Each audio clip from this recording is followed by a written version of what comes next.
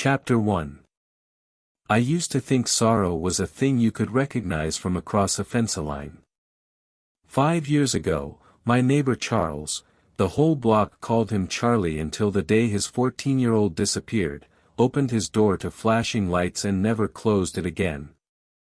People came with sympathy dishes and phrases no one believes, then stopped coming when they ran out of phrases and food. The lodge across from mine learned a new weather, silent, airless, waiting for something that never knocked.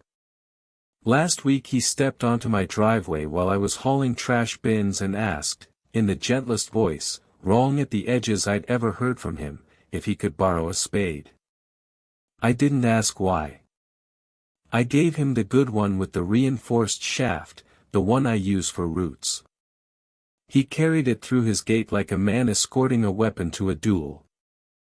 From our upstairs pane I watched him start a pit in the far corner of his yard, the corner that hardly gets sun. The first few minutes he worked like anybody, but then the rhythm changed, 3 fast bites of the blade, a long pause, head cocked like he was listening to the earth answer back. The pit grew past pet size, past sprinkler size, past anything you could point at and say an ordinary word. He kept digging long after the light went bruise black. When he finally stopped, he didn't go inside. He turned a full circle, scanning fences and second-story panes, counting silhouettes, counting me.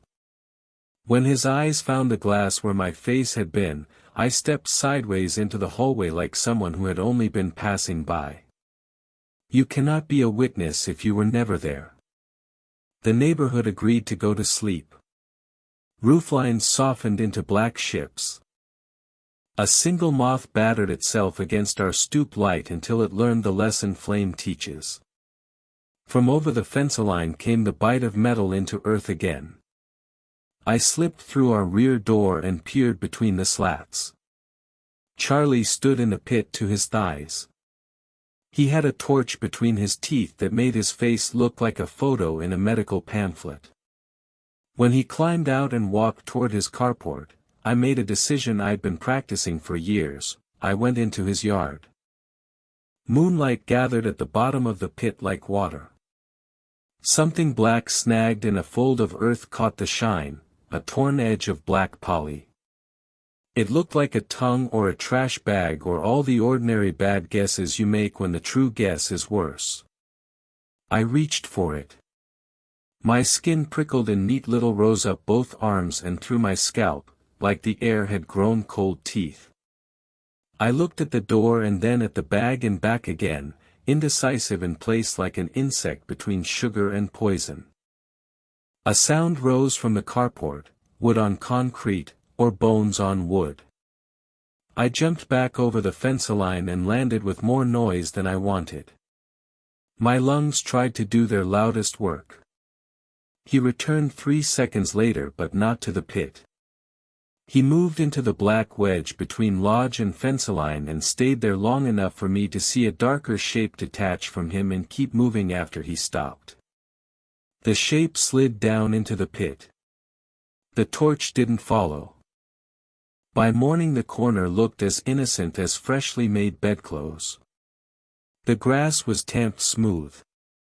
The spade leaned clean by his rear door. His vehicle sat on the street, pointed toward the long roadway out of town. My spade wasn't on our stoop, he hadn't returned it. I told myself I would go over after work and ask for it like a normal person asks for a normal thing. I told myself I would keep my eyes off the corner when I did. I didn't. I watched from the front pane while he collected his mail. He didn't look at me. He turned each envelope over twice like every piece of junk might hide a map. When he stepped inside, movement flickered in the pane of his upstairs spare room, a shape not tall enough to be a grown man and not still enough to be a curtain.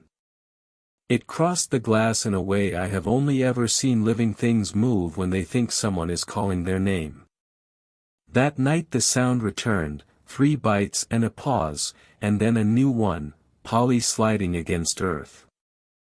I went out again because fear makes you stupid or brave or both. I crept to the fence line and peered through. The corner had been opened. The pit breathed like a mouth learning a word. Charlie was in it to his hips, wrenching at the black poly with his hands.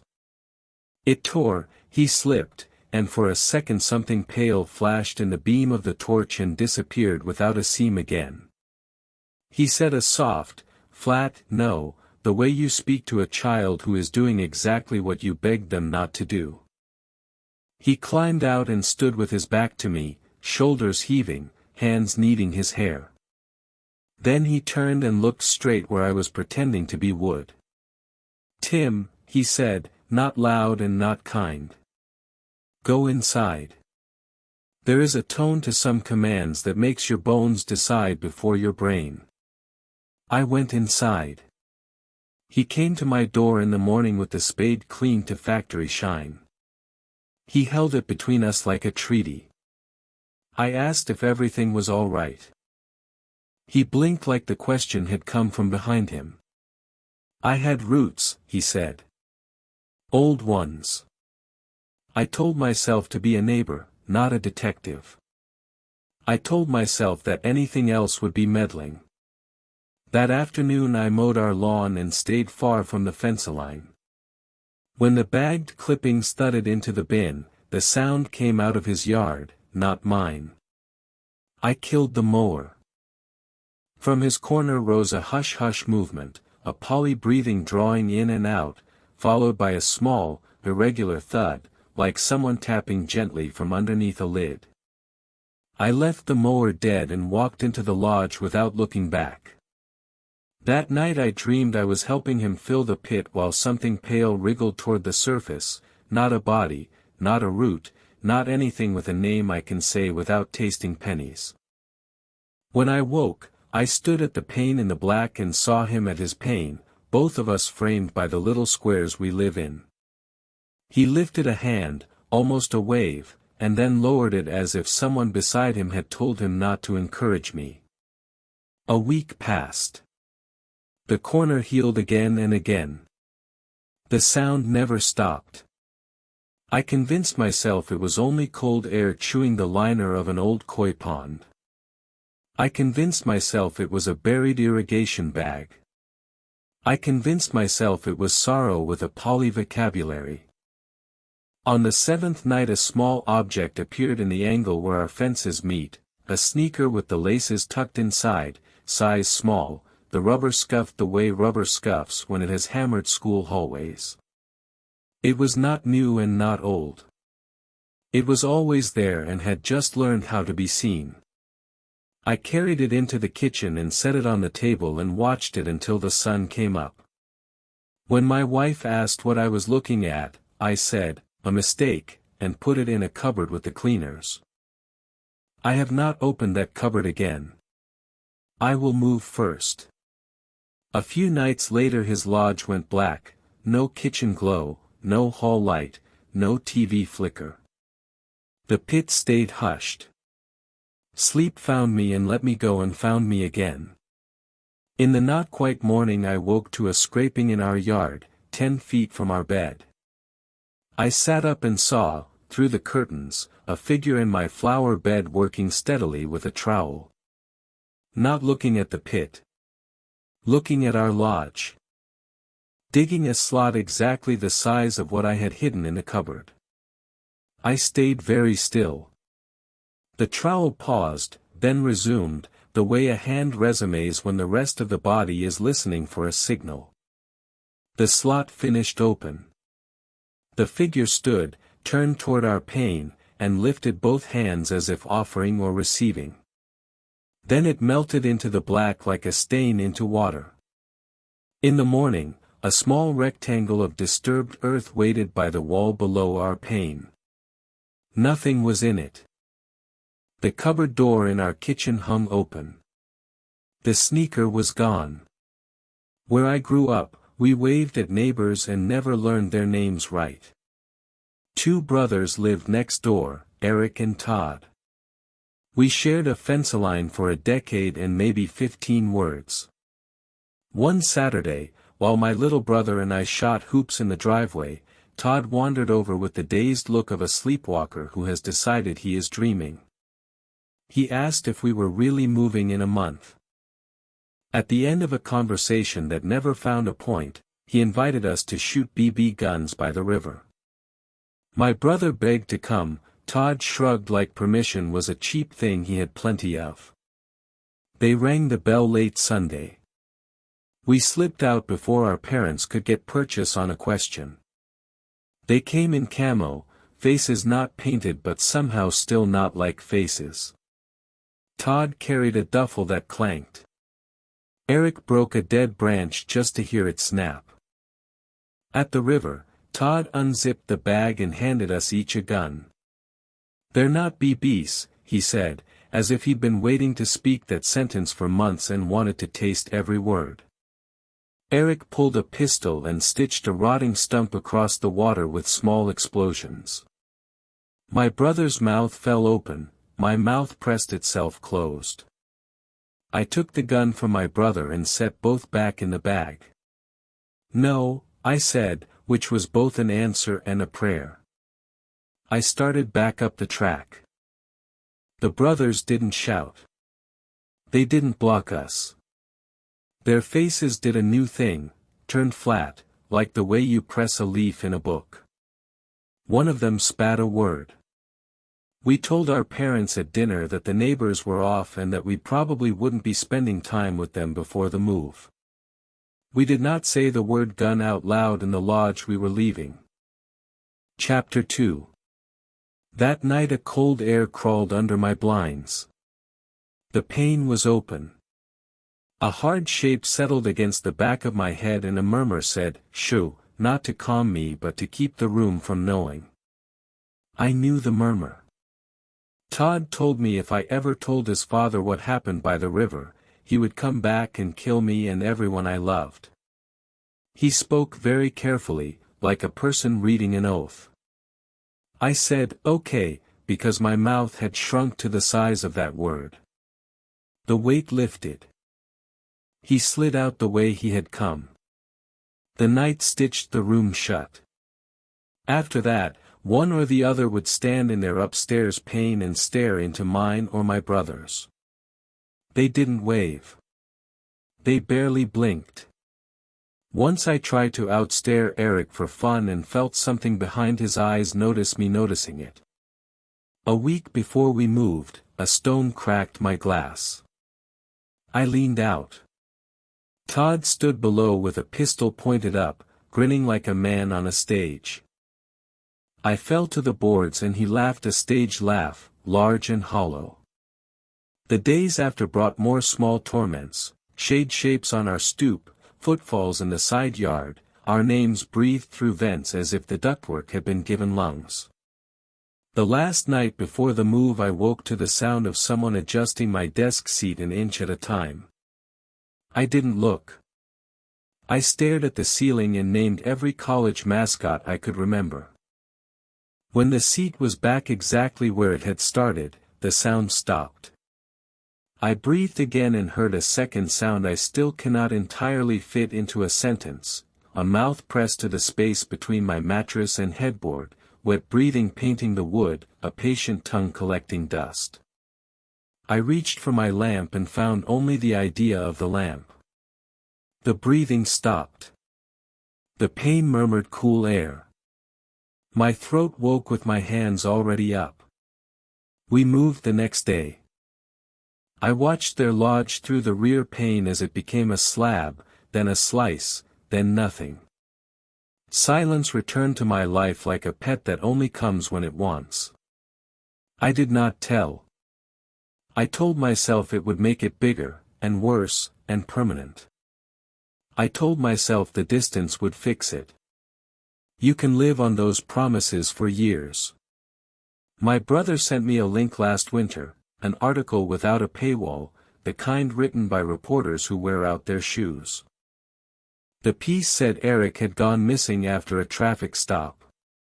It said Todd had been arrested for pointing a gun at passing cars on the interstate. A neighbor interviewed on camera swore the lodge next door had always been hushed, that the boys were polite, that she had never once feared for her safety. I watched the clip 3 times and checked the upper corners of the screen for reflected faces. My pains were clear. I went to bed feeling safe enough to dream, and woke with my old seat 2 inches closer to the bed. The breathing behind the headboard had learned my new address. Back in 2020, when the pandemic was still causing all kinds of chaos, I started driving for Rideshare to make ends meet. I was laid off from my retail job and needed quick income. The thing about Rideshare gigs is you see all kinds of people, especially when you're working late nights like I was. There were awkward encounters, drunk passengers, off conversations, but none of that compares to what happened one Friday night in October. It was a little after midnight, and I had just dropped someone off at a hotel near the outskirts of town. My app pings almost immediately with a new request. The pickup location was about 6 minutes away in front of a bowling alley that was part of a strip mall. Pretty standard stuff. The name on the ride said Derek. I accepted it and started heading over. The area was hushed. When I arrived, just a few dim parking lot lights. No cars in sight, and the bowling alley looked closed. But there was a man standing alone under one of the lights, wearing a gray hoodie and jeans. He was tall, maybe 6 feet 2 inches, with his hands in his pockets, head down like he was looking at his shoes. As I pulled up, he looked at me, but didn't wave or move. I rolled down the pane and said, "You, Derek?" He nodded slowly, walked over, and got into the back seat behind me. I started the trip and asked him if the destination in the app was correct. An address about 20 minutes away in a residential neighborhood I'd never been to. He said, "Yeah, that's right," in a hushed, calm voice, wrong at the edges. I remember thinking he sounded a little off, not drunk or high, just sort of flat, emotionless. But I didn't think too hard about it at the time. I started driving and he didn't say anything for the next 5 or 6 minutes. I glanced at him in the rearview mirror.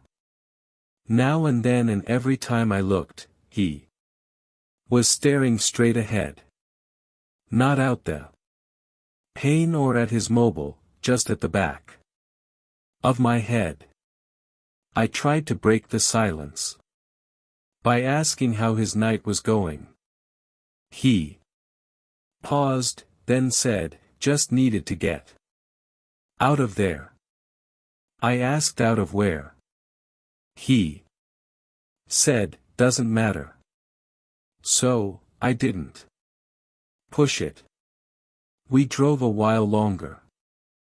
About 15 minutes in, I realized we were getting closer to the destination, but the address was in a really isolated part of town. No street lights, big yards, and lots of black timber. As we approached the address, he suddenly leaned forward and said, "Actually, can you pull into that driveway right there?" He pointed to a Lodge on the right. The lodge was black. No lights on inside or out. It looked old and abandoned, honestly. It had an overgrown lawn and paint peeling on the siding. There was also no vehicle in the driveway. I said, "Is this your place?" And he said, "Just pull in." I hesitated, but turned into the driveway. I stopped near the front of the lodge and put the vehicle in park. He didn't get out. I looked back at him and said, "Everything all right?" He stared at the front threshold and said, "Wait here." And he got out and started walking toward the lodge. He didn't go to the front threshold. He walked around the side of the building and disappeared from view. I sat there for maybe 2 minutes trying to decide what to do. The ride was technically still going. I didn't want to drive off and get penalized, but I also felt like something wasn't right. My gut told me this guy wasn't just heading inside to grab something. Finally, I ended the trip manually. I marked it as complete and started to back out of the driveway. But before I could shift into reverse, I saw him walking back toward the vehicle fast. His hands were hollow and he had this strange look on his face, like he was angry or excited. I unlocked the doors because I didn't want to make it a confrontation. But something in me was screaming not to let him back in. He opened the rear door, got in, and said, "Take me to the other place." I asked what other place. He said, "Just drive. I'll tell you." I said, "You need to put it in the app." He didn't answer. He just stared at me in the mirror. I said again, "I can't take you anywhere unless you put it in the app." He didn't say a word. After a few seconds, he told me to drive to where I picked him up. I didn't want to argue anymore, so I started heading back toward the strip mall. The whole way there, I felt this pressure in the vehicle. He wasn't talking, but I could feel him watching me. The hairs on my arms were standing up. He was still staring at the back of my head. At one point, I tried to lighten the mood. I said, "Rough night." He replied, "You could say that." I asked if everything's all right, and he said, "Not yet." I didn't ask any more questions. When we got back to the strip mall, I parked under the same light where I picked him up, but before I could say anything, he leaned forward and asked, "You ever wonder how you're going to die?" I froze. I laughed awkwardly and said, "Not really. Something I think about." He didn't laugh. He just leaned back in his seat. And after a few seconds, he said, "I think about it all the time." Then he opened the door and got out without another word. He didn't close the door right away. He just stood there for a second, half in and half out of the vehicle. Then he looked at me and said, "You picked the wrong guy up tonight. He shut the door and walked off into the blackness behind the bowling alley. I sat there for a minute, too shaken to move. Eventually, I drove place, constantly checking my mirrors. When I got place, I looked at the trip details again. Something was off. The name had changed. It no longer said Derek. It was blank. No name, no profile picture, no trip history. It was like the ride never happened. I contacted Rideshare support to report it, but they told me the trip data was unavailable. They said, sometimes that happens if the app crashes or if the rider cancels midway. But I know what I saw. I know I completed the trip.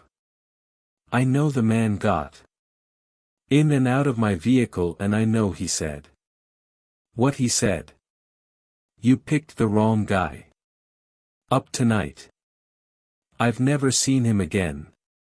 And I hope I never do. But every time I get a ping in a dimly lit parking lot or have a silent passenger in the back seat, I remember that night.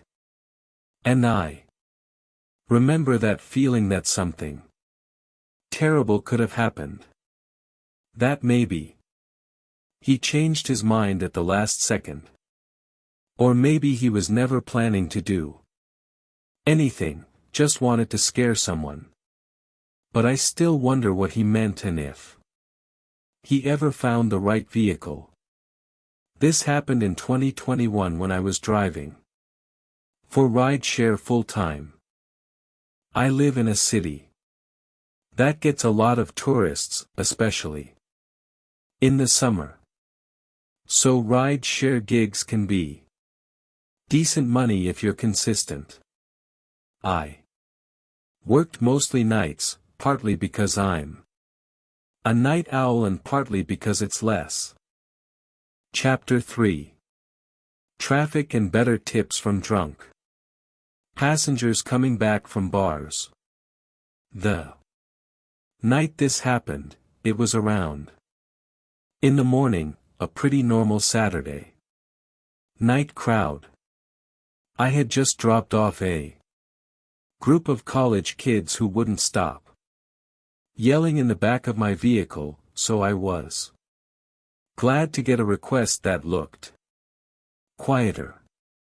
The name said Chris, and the pickup location was a small side street just off downtown.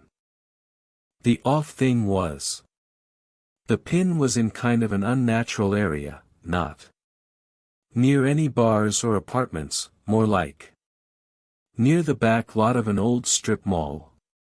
But I figured maybe it was just a bad GPS marker. It happens sometimes. I drove over and saw a guy standing at the corner, hoodie on, jeans, staring down at his mobile. I pulled up and said, "Chris." He nodded and got in the back. Without saying much. He didn't scent like alcohol or slur his words. He seemed sober and just really hushed. He didn't say hello, nor did he answer when I asked how his night was going. Some people just aren't talkers, so I didn't think much of it. I started the ride and the drop-off was on the opposite side of town, 25 minutes away in a suburban neighborhood I'd been to maybe once or twice before. The thing was, it was black out there, like no street lights in some areas, pretty isolated. I noticed about 5 minutes into the trip that Chris had His mobile out, but he wasn't texting or calling anyone.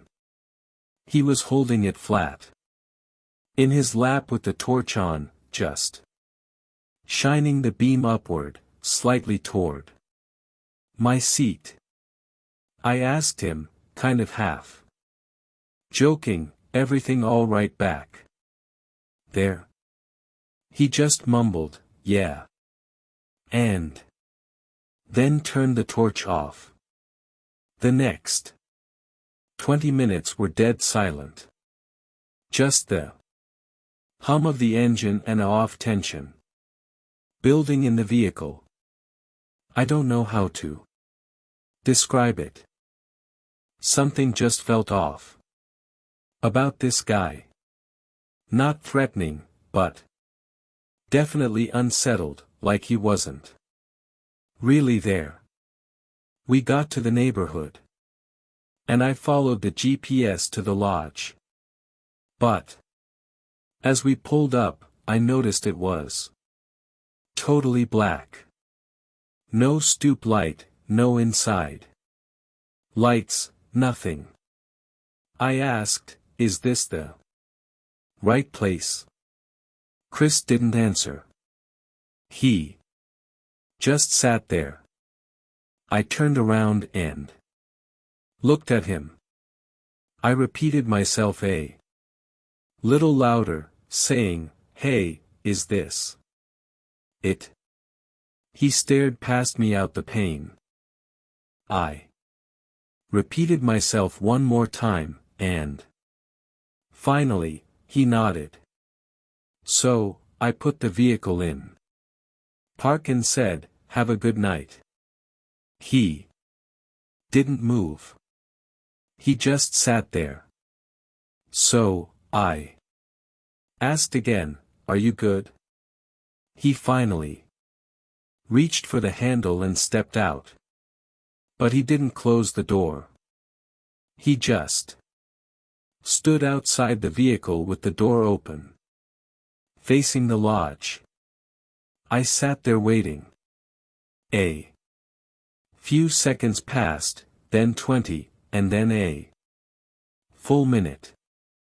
I was just about to say something when he suddenly turned around, looked at me through the open door, and said, I need to go back. I blinked and said, back where? He said, where you picked me up. His tone was flat with no emotion. I didn't know what to say. That was a 25-minute drive and it wasn't like I could just reverse the trip. I told him he'd have to request a new ride, but he just stared at me. He begged me, saying, please, I need to go back. I told him again, you need to request it through the app. That's when he said something that sent chills up my spine. He said, I can't. They're not gone yet. My only response could be, who's not gone? He didn't answer. He just stood there still holding the door open. And I noticed he was breathing heavily. At that point, I started getting seriously uncomfortable. I said, look, I can't just start a new ride unless you request it. He stared for another second, then slowly backed away and closed the door. He walked toward the lodge, even though it was pitch black and looked hollow. I waited until he got to the stoop before I pulled off. The moment I turned the corner, I ended the trip in the app and started heading back toward downtown. A couple blocks down, I stopped at a 24-hour gas station to use the bathroom and get a drink. I parked at the side of the building, went inside, and came back out maybe 4 minutes later. And when I got back to my vehicle, I felt like my brain short-circuited. Chris was sitting in the back seat, same hoodie and same expression. I thought I had locked the doors before going inside, but somehow he was in the back of the vehicle. I opened the driver's side door and stepped back in slowly, keeping my eye on him through the mirror. "How did you get back in?" I asked. He just said, "Take me back." I said, "I'm calling the cops," and reached for my mobile. That's when he leaned forward, close enough for me to hear his breathing, and said, "They're still in the lodge." I don't know why, but I didn't call the officers. Something about the way he said that made me feel like he was having some kind of episode. I played along and said, "Whose lodge is that?" And he said, "My parents'." I asked him if he lived there, and he said, "Not anymore." That made the hair stand up on my neck. I started slowly driving back to where I picked him up.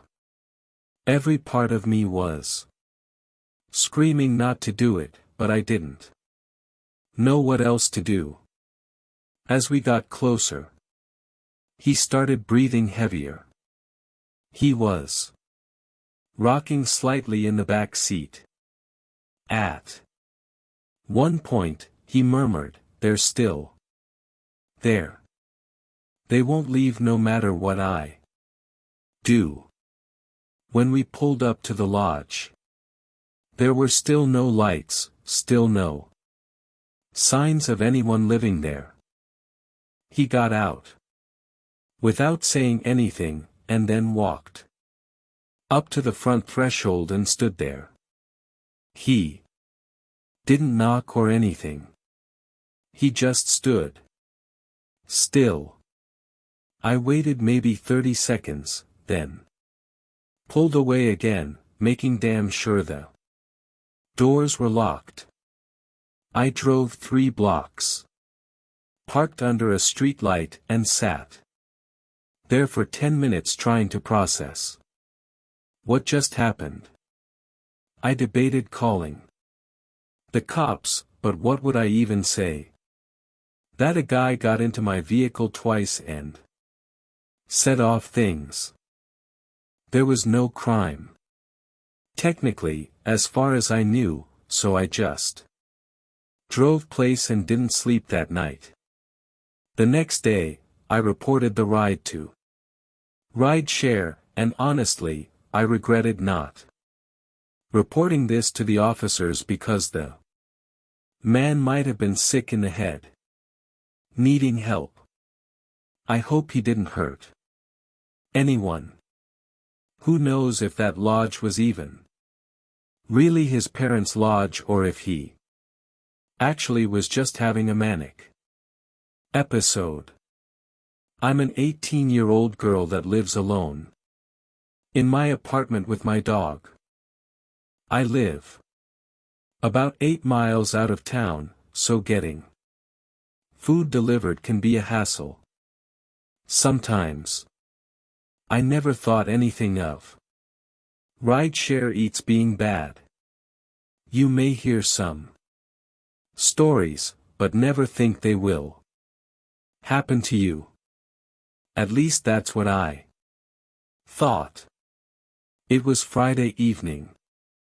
I was cleaning my apartment, getting ready for my boyfriend to come over. We're long distance, so I only get to see him on weekends, so I usually try to get it cleaned up before he arrives on Saturday.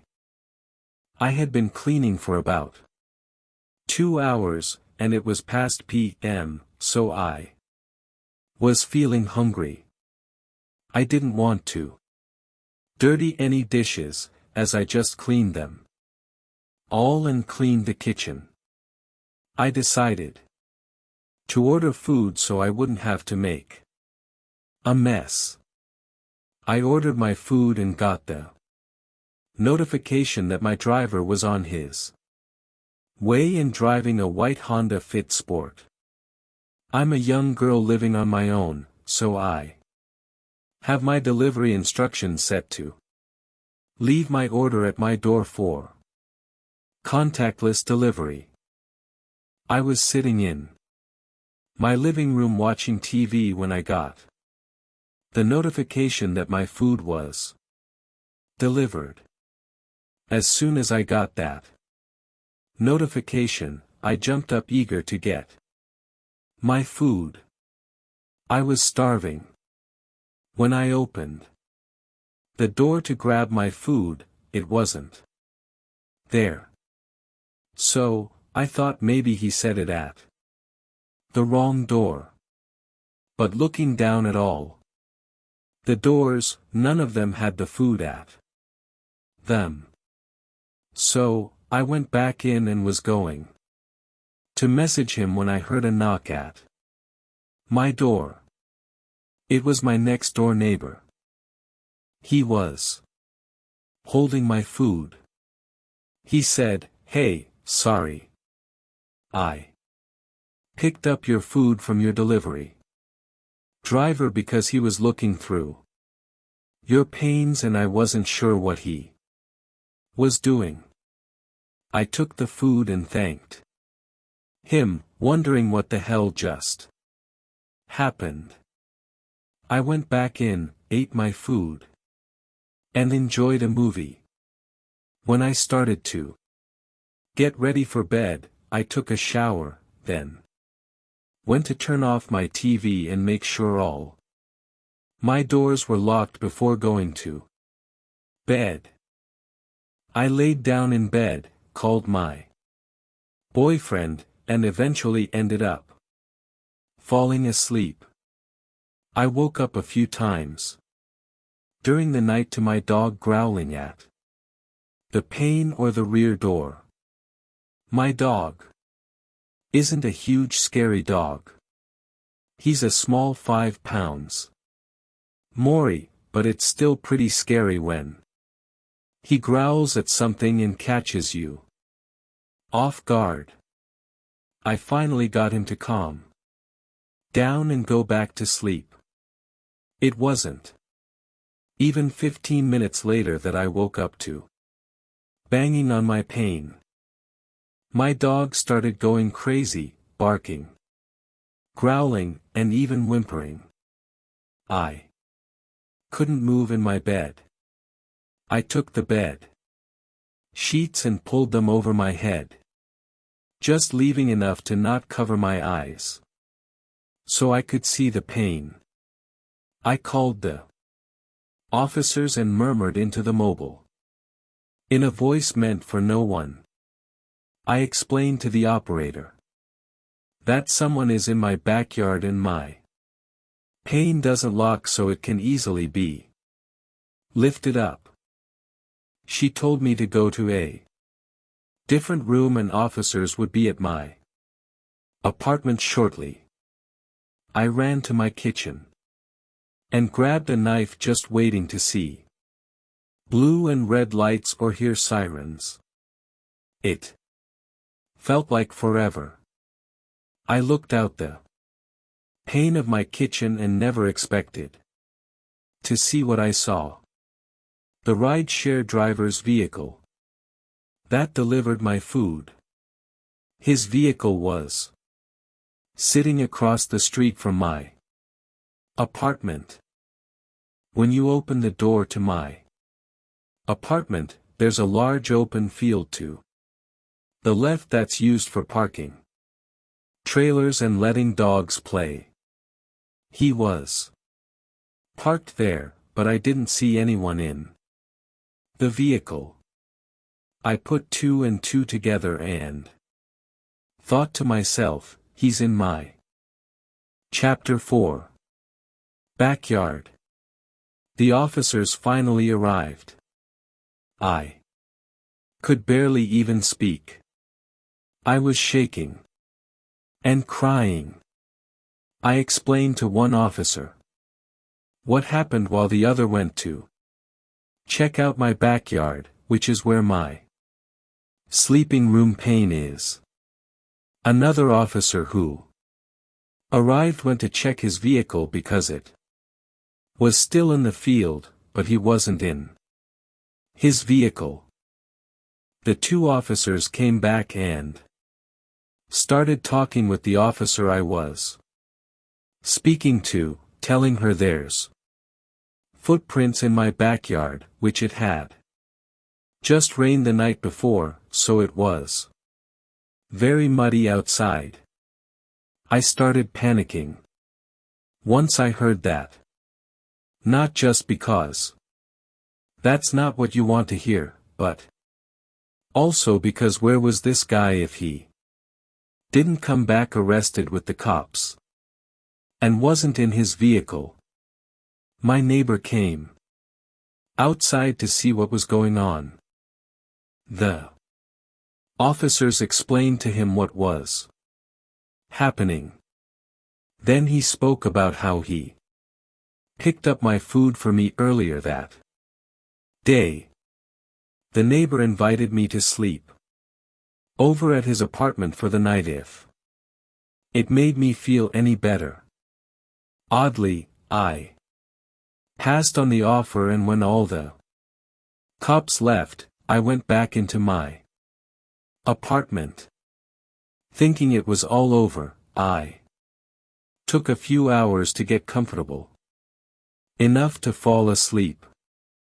But at 8 a.m., I woke up to banging on my front threshold and heard officers. There's no way this is happening right now, I thought to myself. I got up and went to my front door, scared to open it. It was the woman I spoke to earlier. She explained. They stayed at my apartment hidden to watch for that guy in case he showed back up. And he did. They caught him walking up to my front threshold, thinking he was going to try to find a way in. My heart fell to my stomach when I heard her say that. She then explained he was arrested and I don't have to worry about him anymore. I thanked her and went back to try and sleep. Unfortunately, I couldn't fall asleep this time. I also don't use Rideshare Eats anymore when I'm place alone. I was 26 at the time and I'm male. I was in Washington, D.C. on a sort of vacation, visiting my then fiancée. I'll call her Sarah for the sake of the story. I was visiting for a graduation she was having for her basic training. It was a big deal for her family and she asked me to be there for it. So I said why not and booked the flight to be there.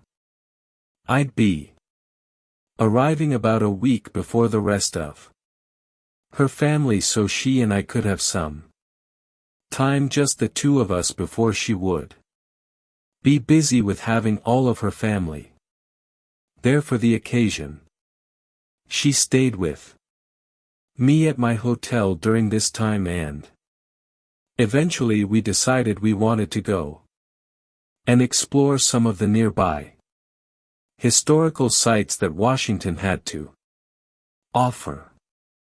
I'd never been there, of course. So the idea piqued my interest and we decided to do it.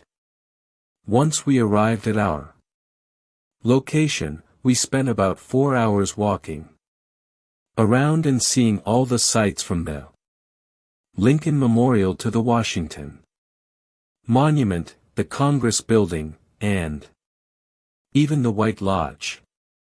It really was a fun and exciting experience for myself to see all these places as I had missed out on going on a school trip in high school to visit them.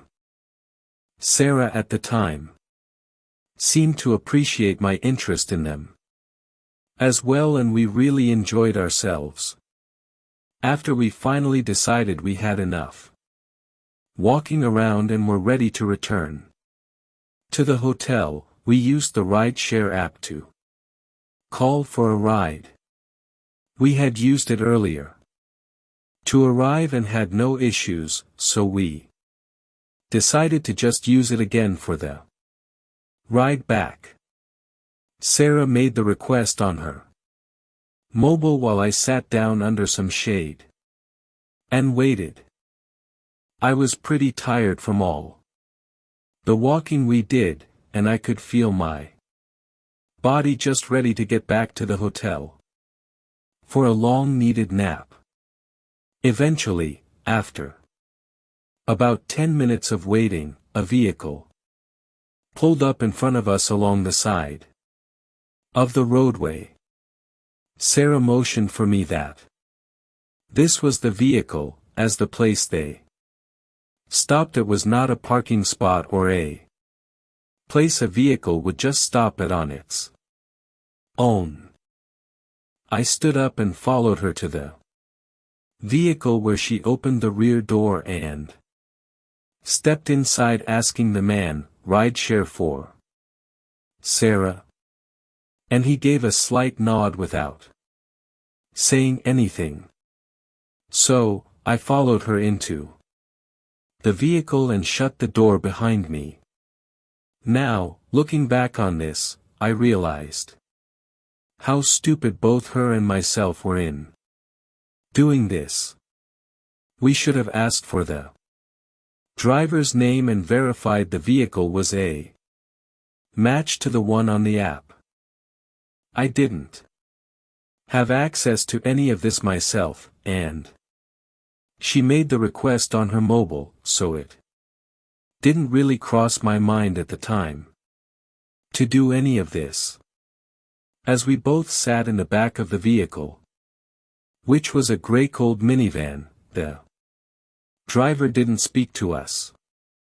I found this a bit unnatural, as any other driver I'd ever had would at the very least greet me once I entered or confirmed my name. But this guy, nothing.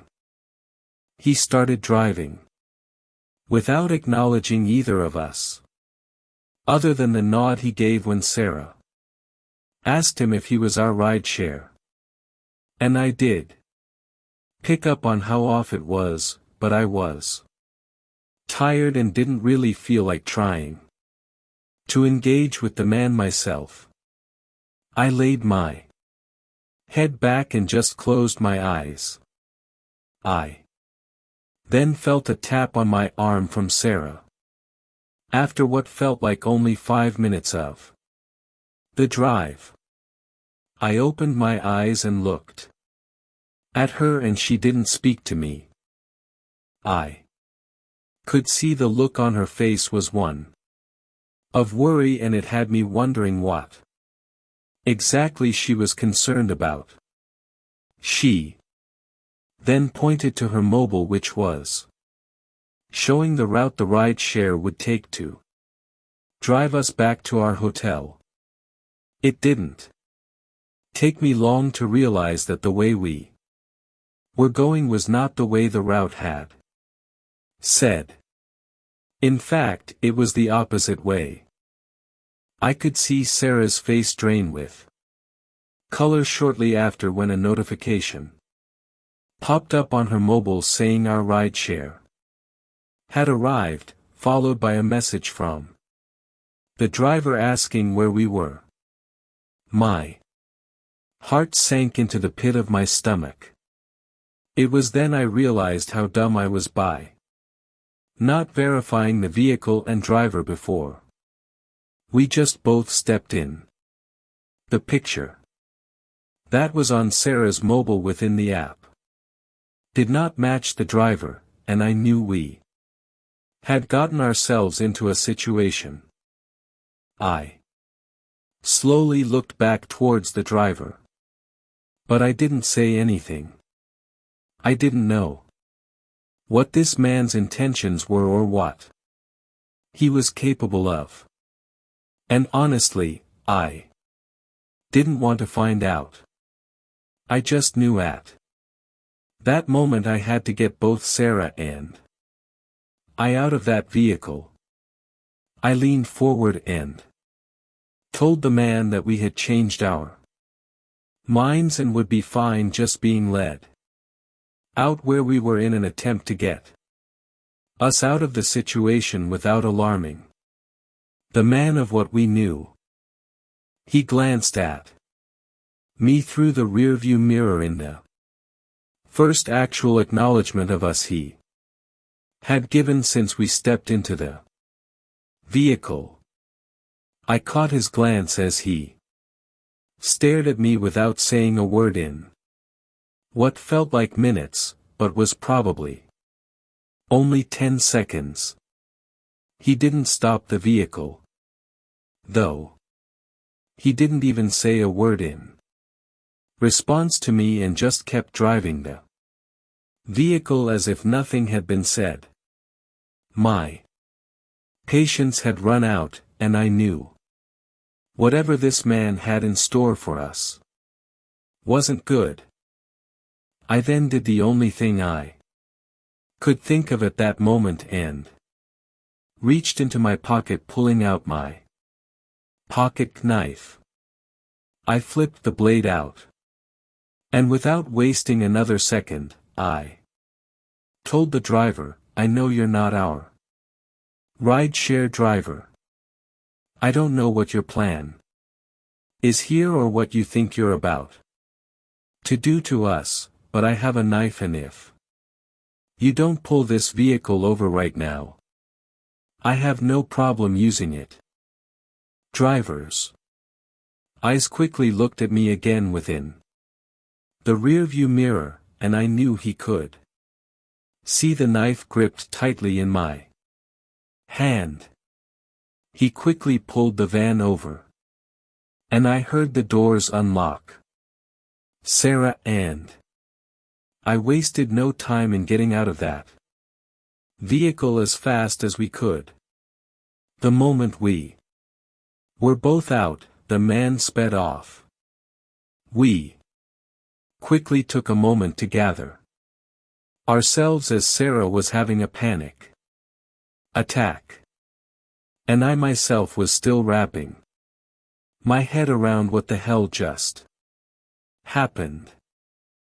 Sarah quickly pulled out her mobile and responded to our actual rideshare driver and informed him of our location, and asked if he could come pick us up.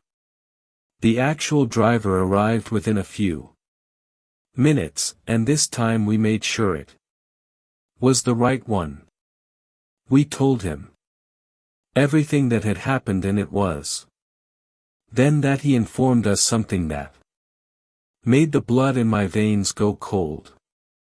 He told us there had been multiple instances recently where people were posing as ride-share drivers in the area, as it was an easy way to find many tourists and people not from the area that wouldn't think twice about just getting into a vehicle thinking it was a Lyft or ride-share.